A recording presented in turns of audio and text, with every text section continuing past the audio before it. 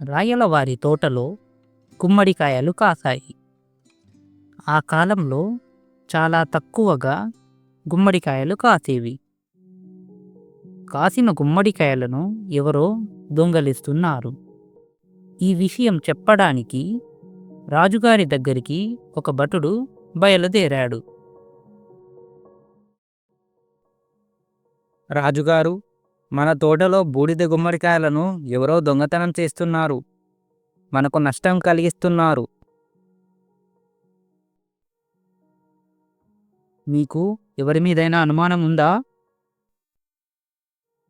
మన తోటకు కాపలా కాస్తున్న సుబ్బయ్య, రంగయ్య మరియు ఎల్లయ్యల మీద నాకు అనుమానంగా ఉంది రాజుగారు. అయితే వాళ్ళని పిలిపించండి. అలాగే రాజుగారు. భటుడు ఆ ముగ్గురిని పిలుచుకొని రావడానికి బయలుదేరాడు.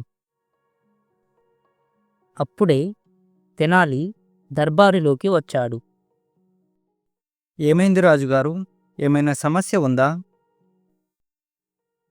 అవును తెనాలి, మన తోటలో ఎవరో గుమ్మడికాయలను దొంగతనం చేస్తున్నారు. ఆ దొంగను పట్టుకునే బాధ్యత నీకు అప్పగిస్తున్నాను. అలాగే రాజుగారు.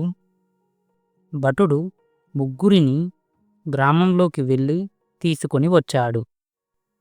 మన తోటలో గుమ్మడికాయలు దొంగతనం జరుగుతున్నాయి. మీలో ఎవరో దొంగతనం చేస్తున్నారు. ఎవరు చేస్తున్నారో కూడా తెలియడం లేదు. నేను కాదయ్యా.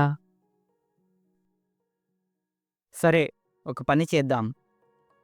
మీ ముగ్గురికి చెరొక కర్ర ఇస్తాను.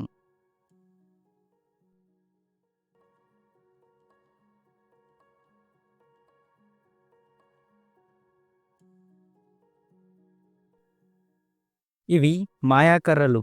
ఎవరు దొంగతనం చేస్తున్నారో వారి కర్ర రేపటి వరకు 1 అంగుళం పెరుగుతుంది. మళ్ళీ రేపు ఇదే సమయానికి ఇక్కడికి రండి.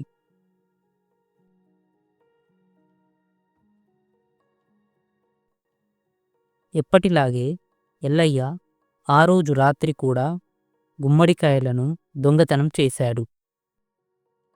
మరుసటి రోజు ఉదయం ఎల్లయ్య తన దగ్గర ఉన్న కర్ర అంగుళం పెరిగిందని భ్రమపడి భయంతో అంగుళం కర్రను విరిచేస్తాడు. ముగ్గురు పనివారు తమకిచ్చిన పుల్లలను తీసుకొని ఆస్థానానికి బయలుదేరారు.